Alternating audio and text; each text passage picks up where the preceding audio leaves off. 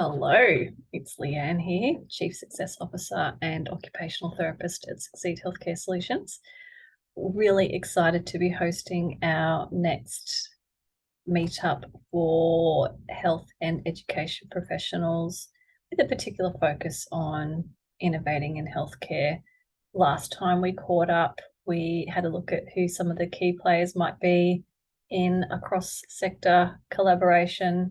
We also had a look at what some of the goals might be. And we thought we might just have a little bit of a focus on medical AI as well today. So I'm just going to let some more people in the room.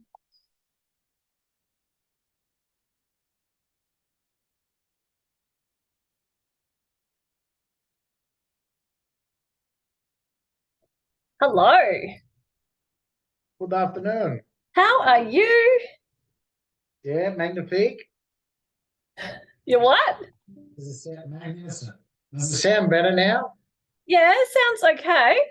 Sounds better than last week. It always depends on where we're located. You know, if we're not in front of the mic, it's always more muffly. But last week was okay if people were in front of the mic. We're sort of in a back room this time, so Okay. it won't get the road noise. Yeah. Okay. Cool. Nice. Oh, I'm just going to let Dr. Morlocan in. This is very exciting. I'm so excited today. I invited two other people. One said that she was going to try and get on. Yep. She's nice. a counselor, Tanya. Okay. Awesome. Yeah.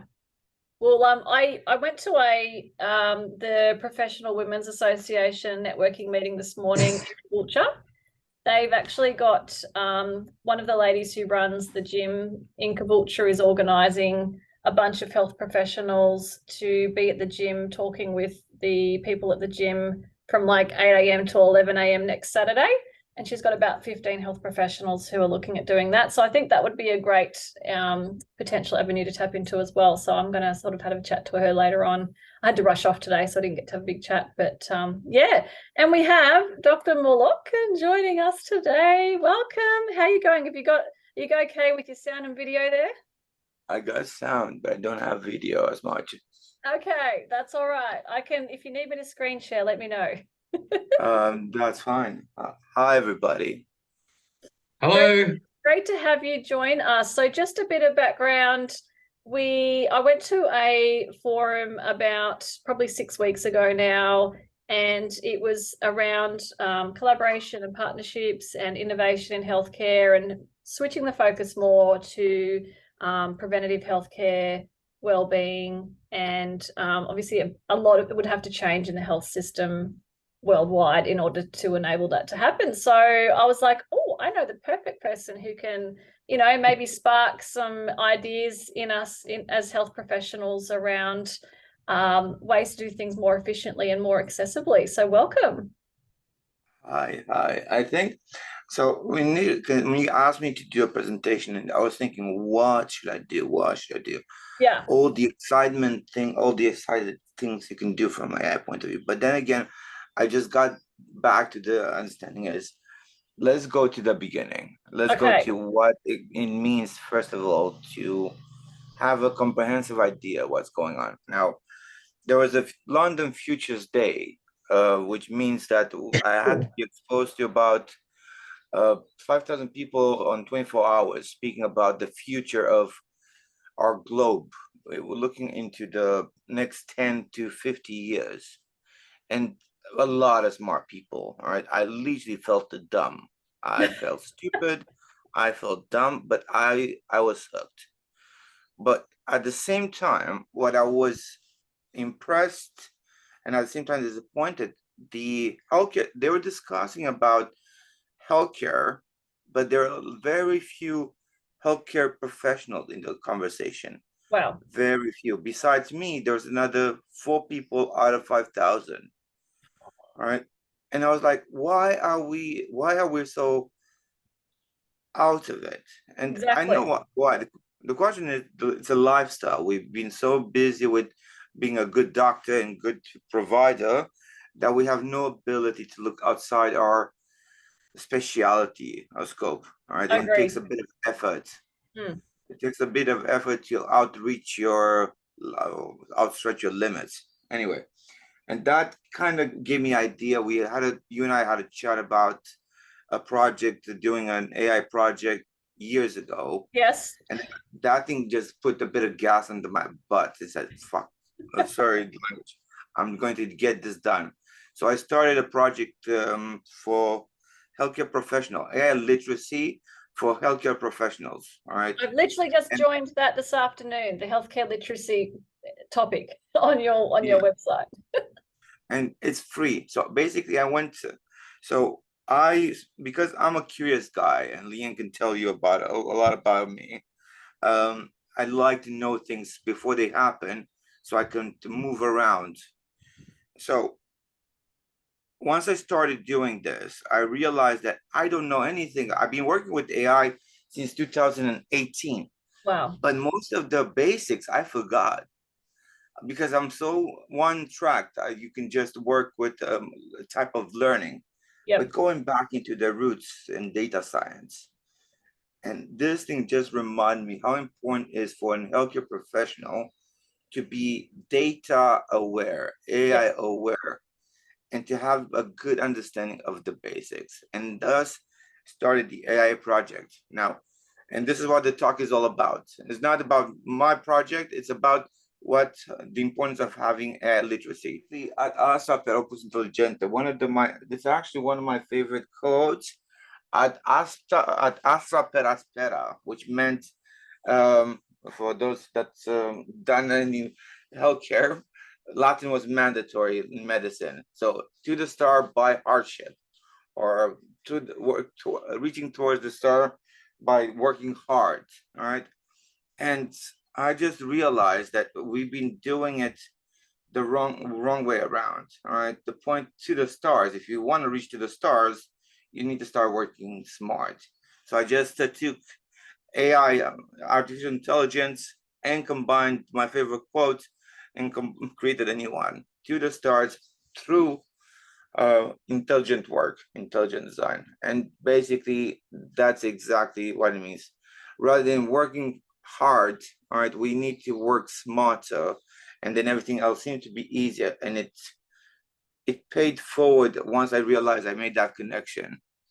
So why is it important for healthcare people to be AI aware? All right, we are looking into the speed of technology, and we're looking at how fast and how, okay, so just for example, only 40% of globe has a basic understanding an AI system, given their access to the knowledge. 40, all right?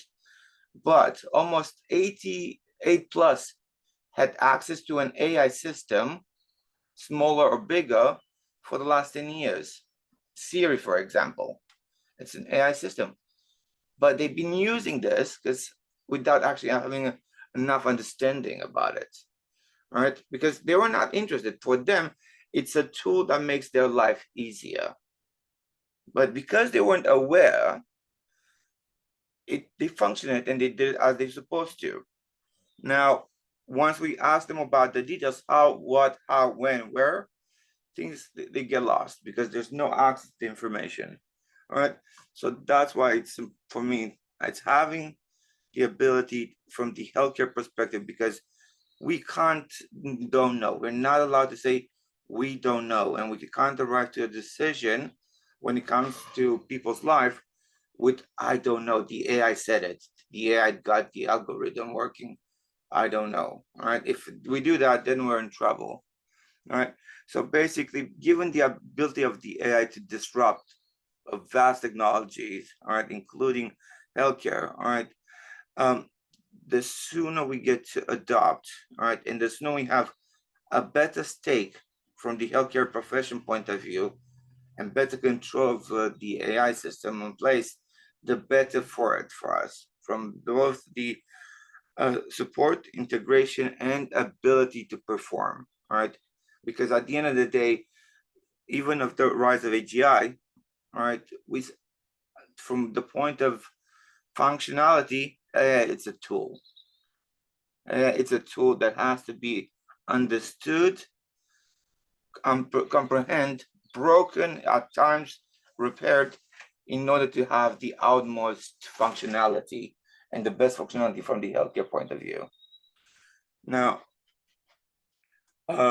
basically, we'll just move into.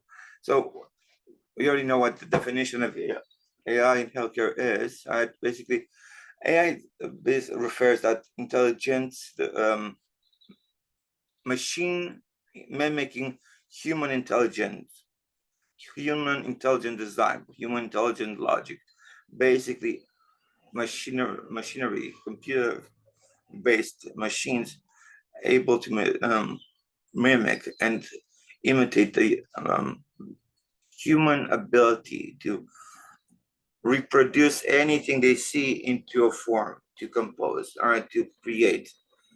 And that's the scope. All right. At the moment we're stuck into just a pale imitation, but even at the pale imitation, they're still outperforming us based on logic and information access. So that's an amazing. All right. When it comes to the healthcare point of view, there are certain sectors where, let's say radiology, for example, in 20 years, you won't need a radiology doctor, because a computer, an AI will tell almost 100% faster than any physician what's wrong with an image, because they're doing it now, right? So what they will have to do is find a better implementation, a better way where you can use those radiology acquired skills in the future, right?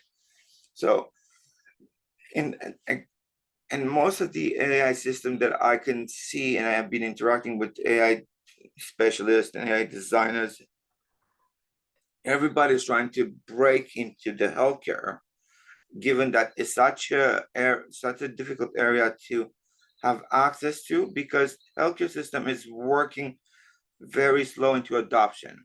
And the reason that adoption is slow, it's one, given the overall managing system ability to knowledge and understand the functionality of an AI system, and then the internal politics. All right, but we're not going to go into this here. All right. So from the field that within AI can make an impact, as I said, diagnostic, treatment plan, patient care, and drug development. All right. That's good. All right. Now, this is just so I think we moved. Yeah. You most likely all know about IBM Watson Health. All right. So basically, what IBM did, created a medical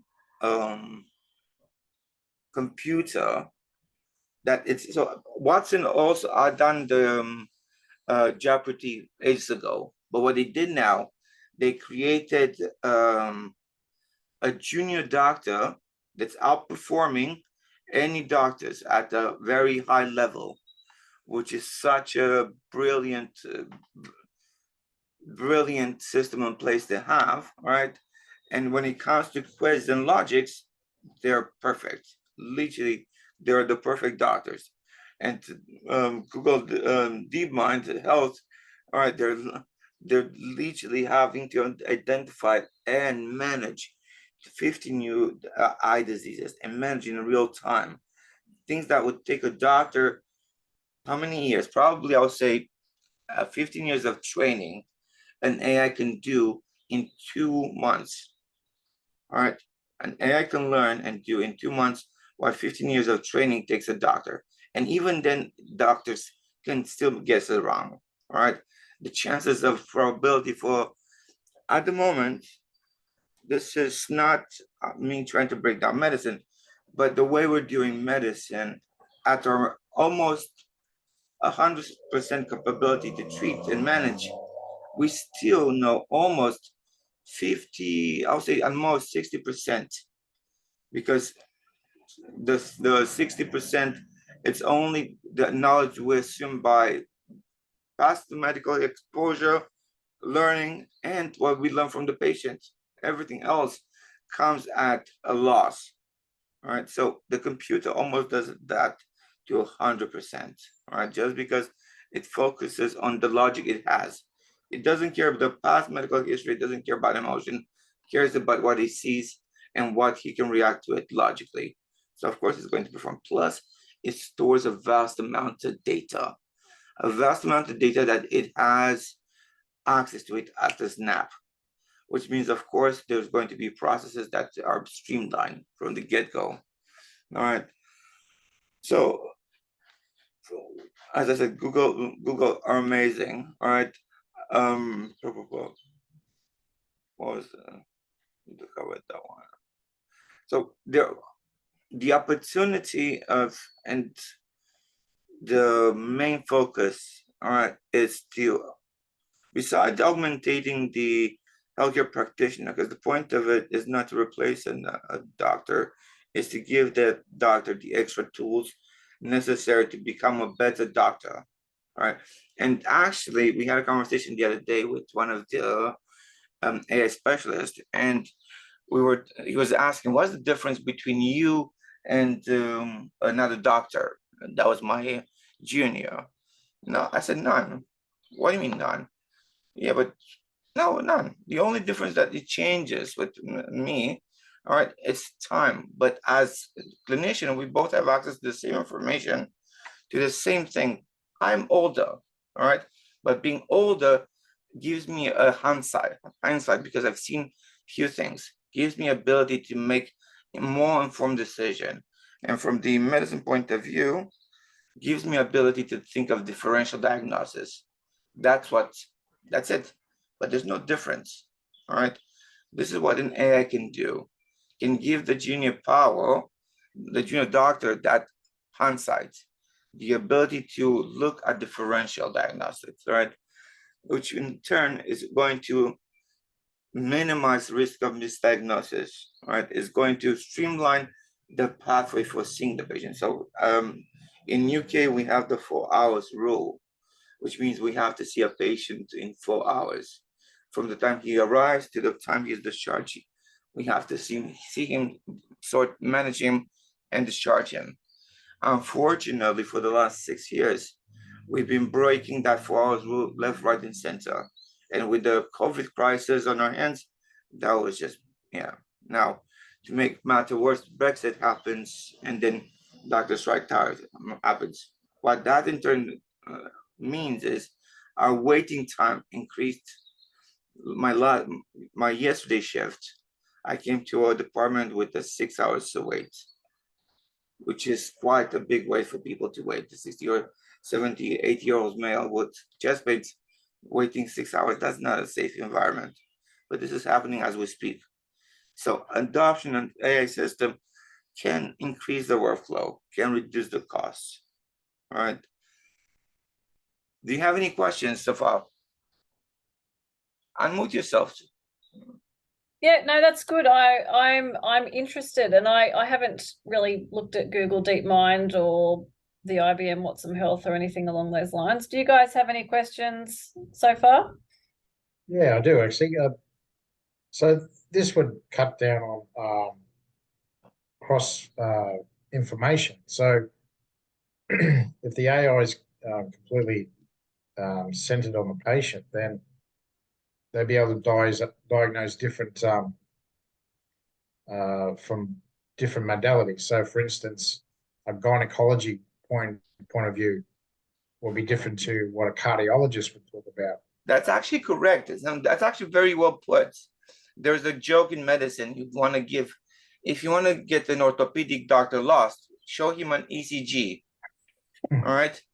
This will just make that joke useless.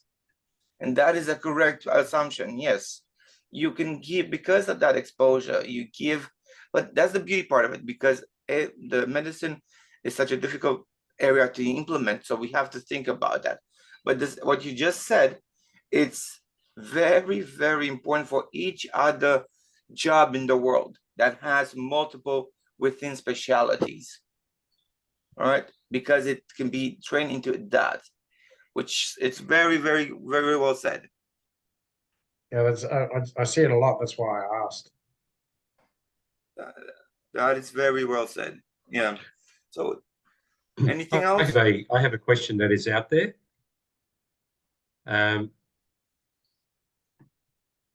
When it comes to medical diagnosis of either sex, male or female, how would, in producing an AI program, deal with transgender either way? Are we going to deal with it biologically or psychologically? Because that is a very good question. Unfortunately, it's going to be a clusterfuck. The reason why is because it's not going to differentiate. The reason why I tried to prove a point to a friend of mine that's kept playing with the terms he, she, her, he, just to annoy me. All right. And I gave but he was very AI based person, very technological inclined. He was like, oh. So we asked an AI to classify he, she based on the existing information. And until early 2000s, he couldn't find anything.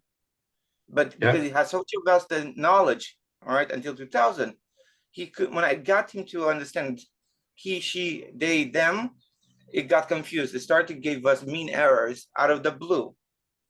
Because the way it was formulating is they're trying to, if he kind of said the way they say, we're changing the rule of the game as we go. We're not giving it accurate decision, because everything else is personal belief, but you can't personal belief genetics, and AI learned based on genetics. All right, who you believe your sexuality should be or what it is, it's different to you what your genetics are. So that's perception versus creation or build up. Does it recognize that the DNA map can be changed? Say that again. Can the AI recognize that DNA? Our DNA map can be changed. Not that it just can be changed. Can be hacked. Can be improved. There are companies in Switzerland that is looking into stem cell therapy, and what they're trying to link it out with genetic mapping to target rare conditions to minimize that development. And that's such a smart way to go about it, because it's cutting edge. It's going to be a very, very expensive trip to hospital, but the implications are limited, unlimited. The fact that you can have your code broken down at ones and zero, all right, for a machine to then make a full screen for it and then link it with the stem cell, all right. It's the future. We're literally looking into the future tomorrow. Yep. Listen, you don't need to unmute yourself. Keep on live. If you have any interaction, you can just interrupt anytime. Cool. Thank you. Okay. So we're just going to. Oh yes, and the other thing I was going to, I'll send you after this. There was I posted on the LinkedIn as a breakthrough. There's a BCI system in place that, in combination with an AI, that gave the paralyzed male his legs back. Wow. Yeah, I'll send you the link. I posted on my Facebook. It's on not Facebook, on the LinkedIn. The future now. If you can access it, you'll see what I'm talking about. Love that. That's amazing. Sorry? Love that. It's amazing. And then the other thing that is happening is there is you know Leo Messi, the soccer player, football player? Lionel Messi, yeah. Yes, Lionel Messi is part of an AI development that gives the blind people a so-called vision by giving them a pair of add-on to their glasses that allows them to hear what's in front of them. All right. Let me just quickly show just 1 second. Orcam My Eye is the most advanced wearable assistive technology helping to improve the lives of visually impaired people. The ability to recognize faces, Leo Messi. to read and understand any kind of text, Another brilliant performance. How? identifying money notes, $50. products, and barcodes. White chocolate. Orientation helps you understand what's in front of you. A cup is in front of you. Available in 25 different languages and 40 countries. Orcam My Eye, bringing a whole new level of independence. Off it up.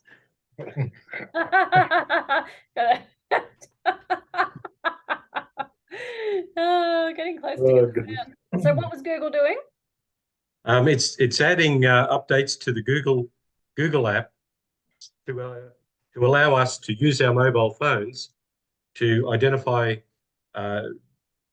different produce, different languages. So if I walked into an Asian shop and I was told to buy something, Asian particular, I wouldn't have a clue. So I go looking with my phone using the camera, and it actually tells you what it is. Cool. Even if it's written in Japanese, Chinese. That's exactly the technology they're using. That's exactly it. They're using the recognition feature from Google to create a broader spectrum. But what they're doing, they're linking in with a feedback system that can be easily portable, all right? And doesn't need a load of data to run into. Because it can be run from a phone using a camera, or can be run from the device itself. But it's such a good, it's such a interesting way of seeing it, all right? Because basically you're giving the blind the audio eyes. How good is that? Wow, Nice. amazing. Yeah. So what do you think of the chances of getting that out to developing countries? Sorry? What do you think of the chances of getting that out to developing countries where hopefully they have at least access to glasses? Oh, this is the thing. This is the thing. This is the beauty part of technology. Now, once that thing is out, somebody like me can build a prototype, it's then identical, and send it for free. All right. So the options now are limited, because I would have never thought about it. All right. Yeah. But somebody already did. So now somebody can now copy and paste, because that's basically what most of the technology nowadays are. Very few innovators, most of them copy paste system existing and they improve them, which is basically the technology, the success key. All right, improve something existing or make something new.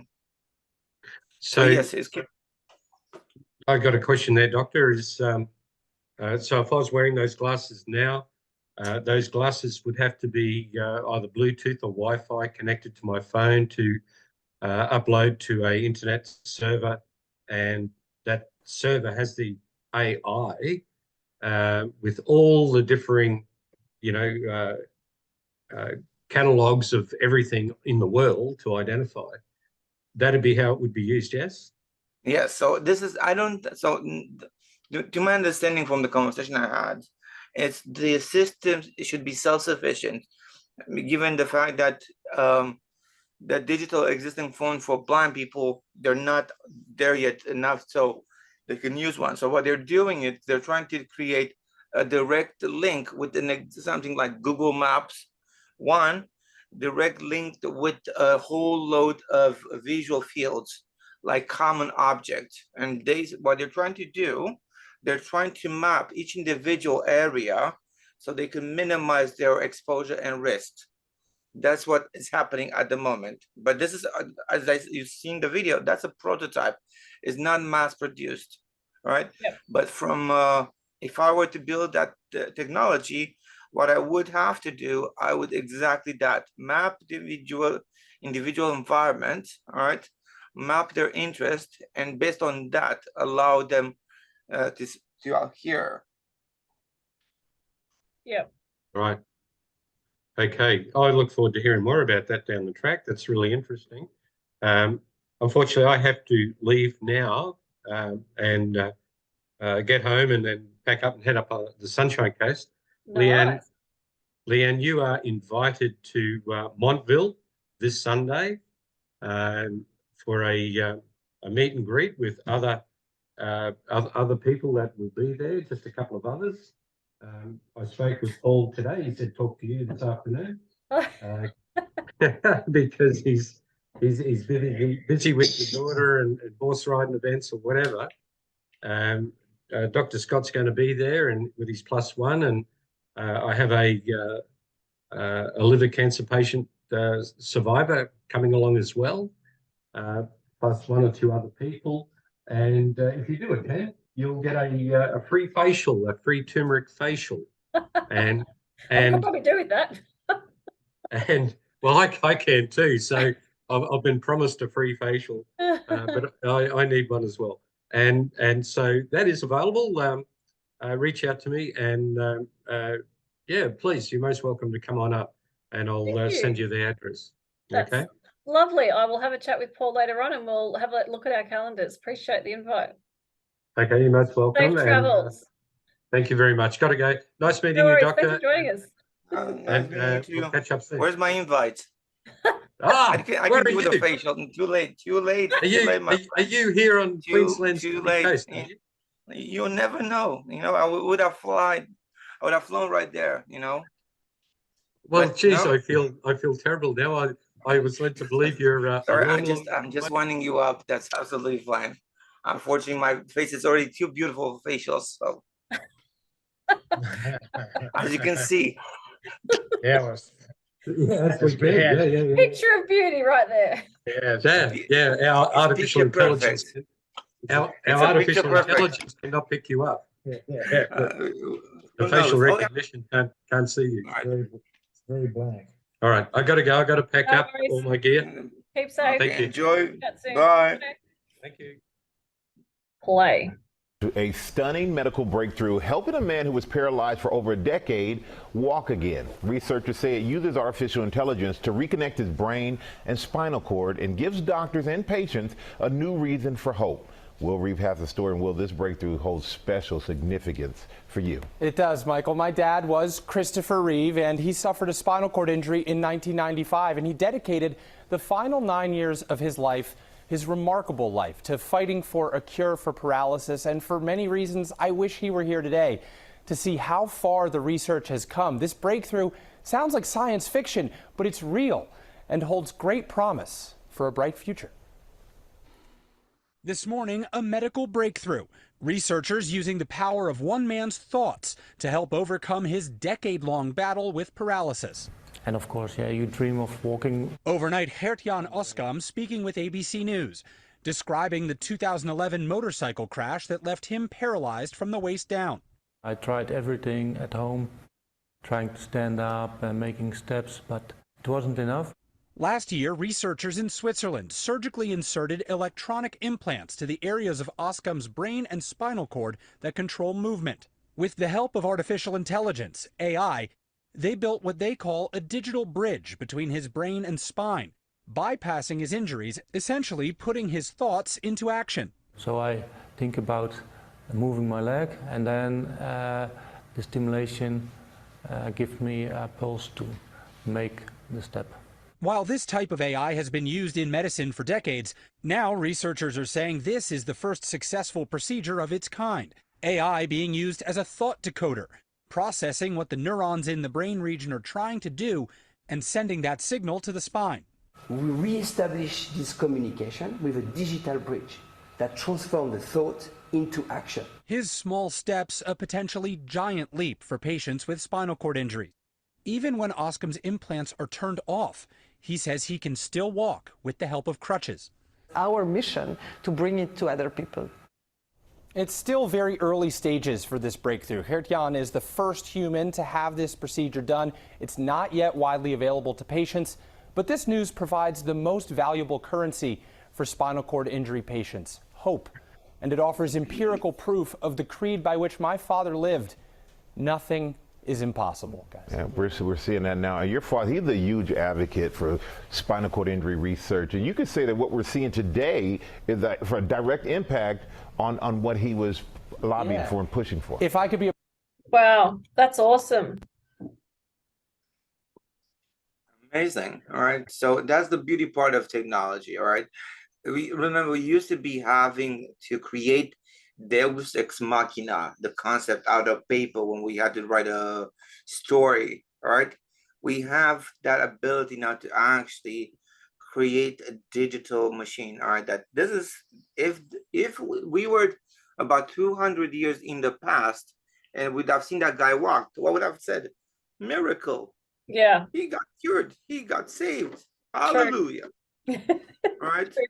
Yeah. So the point of it is, this is how good technology can do, how much good. But the reverse is true. All right. The risk of bad players is out there. All right. Yeah. If you can cure, it can also kill. Because as I said at the beginning, it's a tool. All right. It's a tool, and we're talking at the stage of narrow, semi-broad AI. All right, if it reaches AGI, then that's a different story. That's a different ball game altogether, because then we have to deal with a new existing entity that should be somehow legal citizen of the globe, and the way the big shots are talking about it. And everybody so far in my world, I mean the AI world, they are on the fence. They are scared. They are worried. They're concerned, and they're trying to put a guardrail to technology. But the problem is this: technology and will always win. All right, we always move forwards. All right. Yeah. Unless something bad happens to the whole humanity, like a new ice age or global extinction, we will reach that area sooner or later. Yes. But what we do until then, all right, and how we reached it, it's up to us. It's our responsibility, all right? And giving our healthcare system, healthcare doctor access to AI knowledge, all right? It's a step of us not just guardrailing. It's creating a better tomorrow. All right. Yes, it's going to be a bit of a hustle, but the more doctors interact with the AI developer, the safer environments you develop. So not just not just doctors, has nothing to do. The project I'm building is not for healthcare professional only. It's for anybody that works in a bloody hospital, all right? Yes. Because you never know where an idea comes from. You would never know. Could be from admin. Don't get them all involved. Exactly. That's exactly it. We've been to just a conclusion. If you go into the presentation, at one point there should be a slide with an apple pie, all right, and a pie. Why is it apple? Don't know. Basically, out of 100, we did a quick healthcare-based some survey. Out of 100 people, only 20 were AI aware. All right, not AI knowledgeable, AI aware that it's out there, that might have something to do with healthcare. That there's a possibility. This is UK. I'm not surprised. I mean, look at COVID, with telehealth. Like we were doing 100% telehealth before COVID, and it was like there was only about 3 providers in Australia who did that as OTs. So it doesn't surprise me at all. Yeah, but that's the point. And out of those, only 2 of them, no, out of the 100, only 2 of them were AI literate enough so they can deploy and understand system in place. Yes. That happened about 4 weeks ago. At the moment, if I'm checking my website, it's the literacy level went from 20% to 20% to 64%. Cool. We're doing something about it, and I think that's how it starts. And what it needs to be done, because I would love to see the system in place, it has to be given. So I went to Oxford for a course. I paid about £6,000 for it. It was worth it because the exposure to information was perfect, and it's not just the information; it's the interaction with a lot of smart people and social connection. But for information value only, no. But it was still costing £6,000.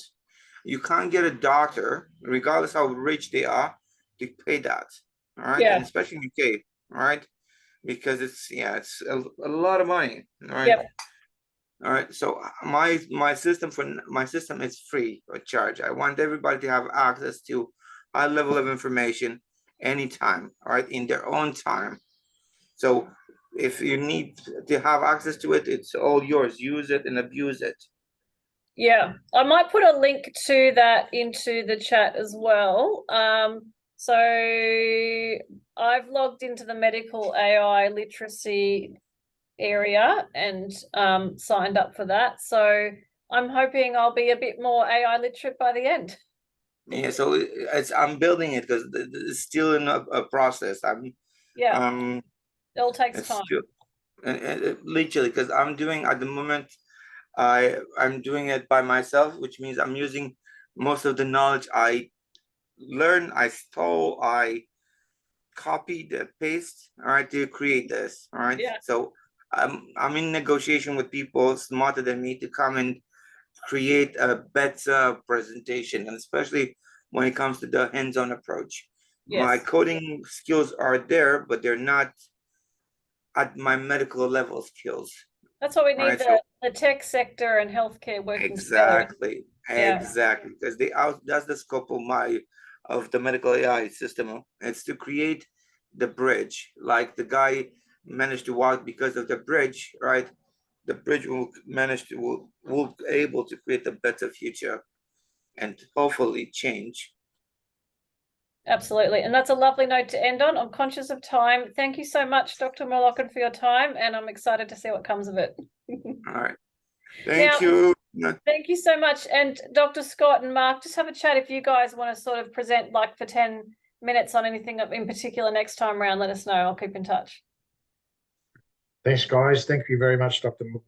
Morlocan. Is it Morlocan? You can just say Attila. I have no idea why Leanne is just trying to make me sound a bad boy, but she knows my name properly. Hey, Attila. Okay. That was excellent. A very different way of looking at healthcare, and yeah, I hope it booms for you, mate. That's I think that, like you said, the potential is unlimited, but then there is the other side of what could happen. So yeah, but much appreciated. The way you should think about this is when it comes to car, all right, do you drive? Yes. Yeah.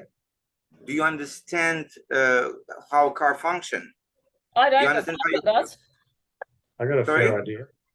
Exactly, but do you control the people around you? You can't. No, exactly. So the only thing you control, because you're putting yourself every time you get into a four-wheel drive at risk. Yeah. You are putting you against the universe, and yet you're coming successfully at home, all right? Because what you are careful about your environment. It's you protecting yourself, all right? And because of that awareness, all right, and that awareness took you years to learn how to drive, and classes to understand how to drive, right, and how to behave, all right? But you combine your social knowledge prior to the driving to the mechanical skills of driving itself, all right? So that's the reason I'm not concerned about the future, is because we are still using a car, all right, that could kill us at any time. But if we're using cautiously, if we are informed, if we have the ability to develop skills, and we are aware of our environment, it's not going to do anything other than help us move forward, help us reach the stars. I love that everyday analogy. That's fantastic. Makes it so accessible. Yeah, awesome. It makes sense. Thank you so much, guys. I really look forward to collaborating more, and we'll be back on next week. And then in 2 weeks, we've got our in-person.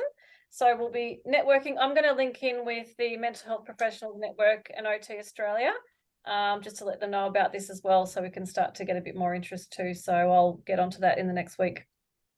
Are you going to Sofitel next Friday? Not at this stage. So I'm just trying to, I guess, develop the networks I've started to get in contact with. I just want to sort of have that more personal touch now, and do some follow-ups and things like that. It won't be at this point. But yeah, if you go, enjoy, say hi to them for me. All right, I will. Thanks, mate. Thanks, guys. Bye. Bye. Bye. Bye. Thank you.